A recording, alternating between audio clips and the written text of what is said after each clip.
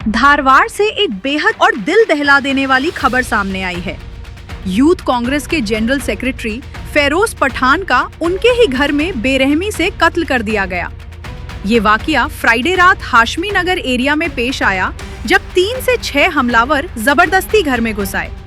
Reports के मुताबिक फेरोज घर के बाहर बैठे हुए थे जब उन पर पहला हमला किया गया।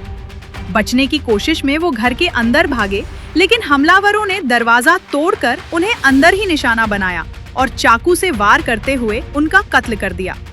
इस खौफनाक हमले के दौरान उनकी मां और बहन पर भी हमला किया गया, जिसमें उन्हें चोटें आई हैं।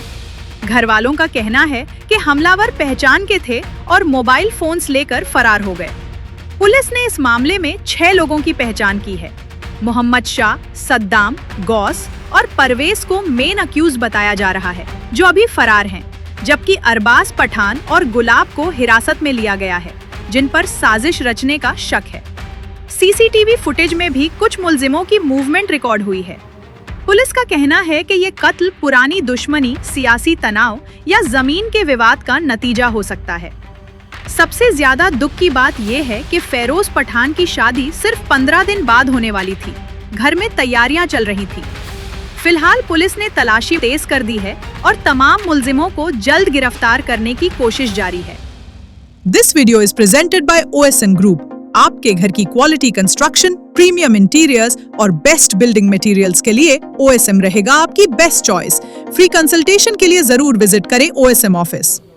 ಫೈರೋಜ್ ಪಠಾನ್ ಅಂತ ಸುಮಾರು 32 ವರ್ಷ, ಧಾರವಾಡ ಉಪನಗರ ಪೊಲೀಸ್ ಠಾಣಾ ಸರಹದ್ನಲ್ಲಿರೋ ಮಾಳಾಪುರ ಅಂತ ಒಂದು ಏರಿಯಾದಲ್ಲಿ ಮನೆಯಲ್ಲಿದ್ದಂಥ ಸಂದರ್ಭದಲ್ಲಿ 9:30ಯಿಂದ 10 ಗಂಟೆ ನಡುವೆ 3-4 ಜನ ಬಂದ್ಬಿಟ್ಟು ಇವರಿಗೆ ಹಲ್ಲೆ ಮಾಡಿದ್ದಾರೆ. ಆ ಹಲ್ಲೆಯಿಂದ ಭಾಳಷ್ಟು ರಕ್ತಸ್ರಾವ ಹಲ್ಲೆ ಆಗಿ ಸ್ಥಳದಲ್ಲೇ ಮೃತಪಟ್ಟಿದ್ದಾರೆ ಅನ್ನೋಂಥದ್ದು ನನಗೆ ತಿಳಿದು ಬಂದಿದೆ. ಯಾವ ಕಾರಣಕ್ಕೆ ಮಾಡಿದ್ದಾರೆ ಮತ್ತು ಯಾರು ಮಾಡಿದ್ದಾರೆ ಅನ್ನೋಂಥದ್ದು ಅವರ ಕುಟುಂಬ ಸದಸ್ಯರು ಮತ್ತು ಸಾಕಷ್ಟು ಜನ ಲೈವ್ ವಿಟ್ನೆಸಸ್ಸು ಹೆಣ್ಮಕ್ಳೆಲ್ಲ ಇದ್ದಾರೆ. ಭಾಳಷ್ಟು ಜನ ಅವರು ಕಂಪ್ಲೇಂಟು ನೀಡೋ ಒಂದು ಪ್ರೋಸೆಸ್ಸಲ್ಲಿದ್ದಾರೆ. ಈಗ ಕಂಪ್ಲೇಂಟ್ ಕೊಟ್ಟರೆ ಇಮಿಡಿಯೇಟ್ ನಾವು ಈಗಾಗಲೇ ಆರೋಪಿಗಳು ಯಾರು ಅನ್ನೋಂಥದ್ದು ಕ್ಲೂ ಸಿಕ್ಕಿರೋದ್ರ ಹಿನ್ನೆಲೆಯಲ್ಲಿ ಅವ್ರನ್ನ ಹುಡುಕ್ಲಿಕ್ಕೆ ನಮ್ಮ ಅಧಿಕಾರಿ ಸಿಬ್ಬಂದಿಗಳು ಕಾರ್ಯೋನ್ಮುಖರಾಗಿದ್ದಾರೆ. ಆದಷ್ಟು ಬೇಗ ಆರೋಪಿಗಳನ್ನು ಅರೆಸ್ಟ್ ಮಾಡುವಂಥ ಕೆಲಸ ಮಾಡಲಾಗಿದೆ. 6 ಮಂತ್ಸ್ ಬ್ಯಾಕು ಒಂದು ಕಂಪ್ಲೇಂಟನ್ನು ಬಂದಿತ್ತು ನಿಮ್ಮ ಹತ್ರ, 4-5 ಜನ ಹೆಸರು ಇತ್ತು ಸರ್, ಮೆನ್ಷನ್ ನಾನು ಪರಿಶೀಲನೆ ಮಾಡ್ತೀನಿ ಯಾವಾಗ ಬಂದಿತ್ತು, ಯಾವ ಸ್ಟೇಷನಿಗೆ ಬಂದಿತ್ತು ಅನ್ನೋದು ವೆರಿಫೈ ಮಾಡ್ತೀನಿ. ಈಗ ನನಗೆ ಎಕ್ಸಾಕ್ಟ್ಲಿ ನನಗೆ ಮಾಹಿತಿ ಇಲ್ಲ. ಇದು ನಮ್ಮ ಸ್ಥಳೀಯ ಪೊಲೀಸ್ ಠಾಣಾ ಅಧಿಕಾರಿಗಳ ಹತ್ರ ಮಾಹಿತಿ ಏನಿದೆ ಪಡ್ಕೊಂಡು ನಾನು ಮುಂದೆ ಕ್ರಮ ಕೈಗೊಳ್ತೀನಿ. ಸರ್, ರಾಜಕೀಯ ದ್ವೇಷ ಆಮೇಲೆ ಹಳೆ ವೈಷಮ್ಯ ಅನ್ನುವಂಥದ್ದು ಕೆಲವೊಂದು ಬರ್ತಾ ಇದೆ. ಏನಾದರೂ ಹೇಳಿದ್ರು ಸರ್ ಮನೆಯವರು ಏನಾದರೂ? ಇಲ್ಲ, ಈಗ ಅವ್ರ ತಾಯಿ ಮತ್ತು ಅವರ ಸಿಸ್ಟರ್ ಅನಿಸುತ್ತೆ, ಅವರಿಬ್ಬರ ಹತ್ರ ಮಾತಾಡಿದೆ ನಾನು. ಸೊ ಅವರು ಯಾರು ಈ ಕೃತ್ಯ ಮಾಡಿದಾರೋ ಅವ್ರಿಗೆ ಶಿಕ್ಷೆ ಆಗಬೇಕು, ಯಾವ ರೀತಿ ಹೊಡೆದ್ರು ಅನ್ನುವಂಥದ್ದು ಅಷ್ಟೇ ಹೇಳ್ತಾ ಇದ್ದಾರೆ. ಇನ್ನೂ ವಿವರವಾಗಿ ಅವ್ರ ಹತ್ರ ಮಾಹಿತಿಯನ್ನು ಪಡ್ಕೊಂಡಿಲ್ಲ. ಈಗ ಅವ್ರ ಕುಟುಂಬ ಸದಸ್ಯರಿದ್ದಾರೆ ಮತ್ತು ಅವ್ರ ಸಮಾಜದ ಭಾಳಷ್ಟು ಜನ ಮುಖಂಡರು ಬಂದಿದ್ದಾರೆ. ಅವರು ಫಿರ್ಯಾದನ್ನು ನೀಡಲಿ.